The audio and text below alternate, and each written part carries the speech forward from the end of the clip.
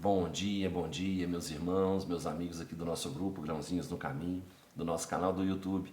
Sejam todos bem-vindos mais uma vez, mais uma sexta-feira, hoje dia 19 de setembro, ao nosso pequeno estudo, a leitura do Evangelho segundo o Espiritismo e do Livro dos Espíritos, nossos grãozinhos no caminho de hoje. Hoje o Evangelho já traz para a gente o capítulo 10, Bem-aventurados aqueles que são misericordiosos, perdoai para que Deus vos perdoe. Bem-aventurados aqueles que são misericordiosos, porque eles próprios obterão misericórdia. São Mateus.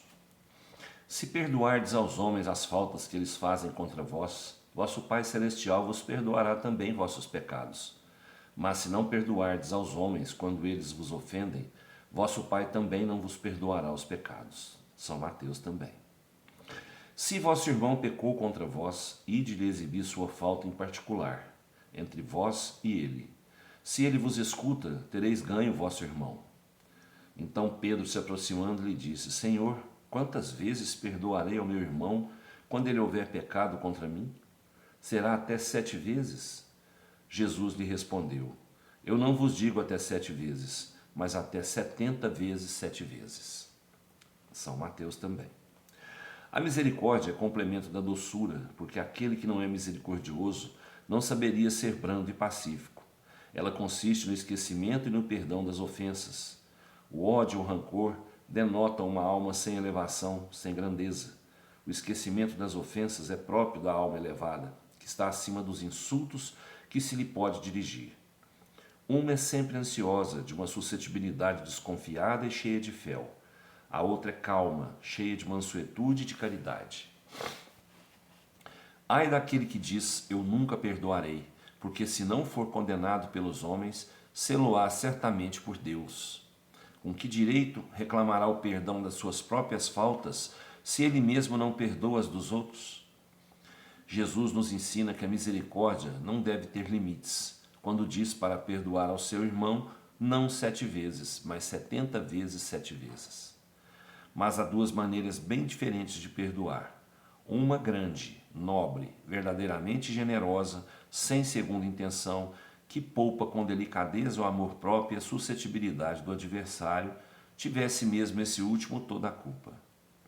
A segunda, pela qual o ofendido ou aquele que acredita sê-lo impõe ao outro condições humilhantes e faz sentir o peso de um perdão que irrita, em lugar de acalmar. Se estende a mão, não é com benevolência, mas com ostentação, a fim de poder dizer a todo mundo: vede quanto sou generoso. Em tais circunstâncias, é impossível que a reconciliação seja sincera de parte a parte. Não, nisso não há generosidade, mas um modo de satisfazer o orgulho. Em toda contenda, aquele que se mostre mais conciliador, que prove mais desinteresse, caridade e verdadeira grandeza da alma, conquistará sempre a simpatia das pessoas imparciais. Perdoar 70 vezes 7 vezes. É um número grande, não é? Mas para uma vida toda é um número muito pequeno. Nós temos que perdoar muito mais do que isso. Jesus disse isso, dando um exemplo, que a gente tem que perdoar sempre, né? 70 vezes 7 vezes é uma conta grande, mas nós temos que perdoar sempre. Foi o que ele disse a Pedro. Nessa coisinha de perdoar 70 vezes 7, ali está implícito ali que a gente tem que ser misericordioso a vida toda.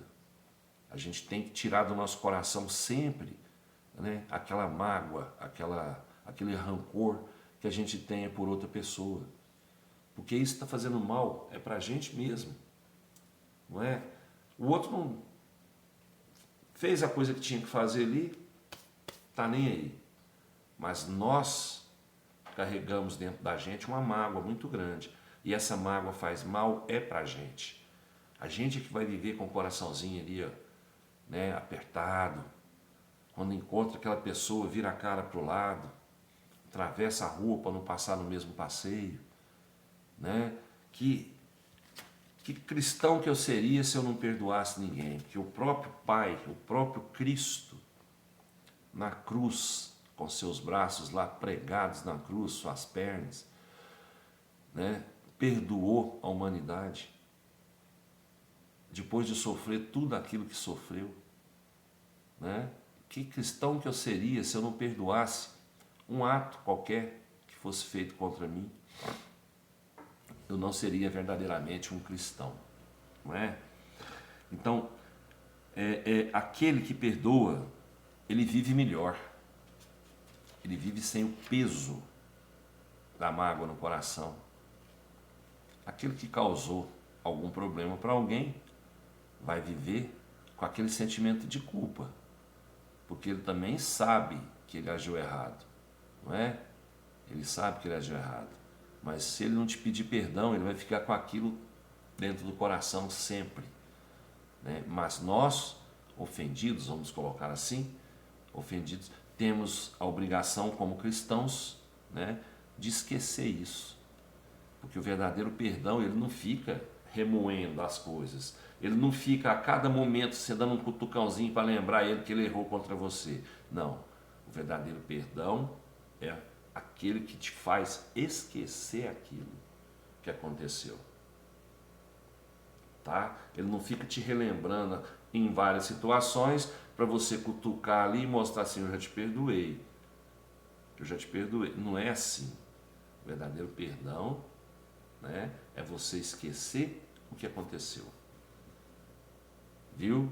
Então, gente, vamos agir como cristãos. Vamos agir como cristãos. Eu sei que tem hora que dá vontade de meter o pé no balde, né? De meter o pé no balde. Não quero saber disso não vou perdoar ninguém não. Esse negócio eu não perdoo. A gente tem que lutar contra isso, né? Porque isso aí já é o nosso orgulho falando mais alto. Então a gente tem que lutar contra isso, tá? Vamos procurar esfriar a cabeça, pensar na situação, né? Às vezes a gente se colocando do outro lado, a gente vai entender alguma coisa que aconteceu. Vamos perdoar, vamos agir como cristãos, vamos agir como o mestre, né? Como o mestre fez, tá? Livro dos Espíritos traz pra gente hoje ainda o capítulo 2 do livro 4, penas e gozos terrestres, penas e gozos futuros, desculpe. Natureza das penas e gozos futuros, a questão 965. As penas e os gozos da alma depois da morte têm alguma coisa de material? Elas não podem ser materiais, visto que a alma não é material, o bom senso diz. Essas penas e esses gozos não têm nada de carnal e, portanto, são 1000 vezes mais vivos que os que experimentais sobre a terra, porque o espírito, uma vez livre, é mais impressionável e a matéria não enfraquece mais suas sensações. Então, gente, a partir do momento que a gente já desencarnou, a gente está livre da matéria, tudo que a gente viver no plano espiritual vai ser mais intenso. Vai ser mais intenso, porque o espírito não vai estar preso ali aos limites da matéria. Então, se a gente vai viver coisas boas, a gente vai viver intensamente essas coisas boas. Se a gente vai viver pensamentos ruins, tristezas, a gente vai viver intensamente essas tristezas. Então, nós sabemos que enquanto estamos aqui presos à matéria, nós temos os limites que essa matéria impõe sobre o espírito. Mas a partir do momento que nós desencarnamos, né, que nos desligamos aqui da matéria, o espírito com as sensações fica com as sensações mais vivas, né, mais ativas, mais soltas, mais livres, né? Então isso tudo fica mais intenso, tá bom? Desejo a todos uma ótima sexta-feira, com muita paz, muita luz, muita harmonia, muita saúde para nós todos, né? Que Jesus nos abençoe, nos proteja e nos fortaleça cada dia mais no caminho. Fiquem todos com Deus, um ótimo final de semana para todos, até segunda-feira, se Deus quiser, e eu tenho certeza que Ele quer. Beijo no coração, pessoal.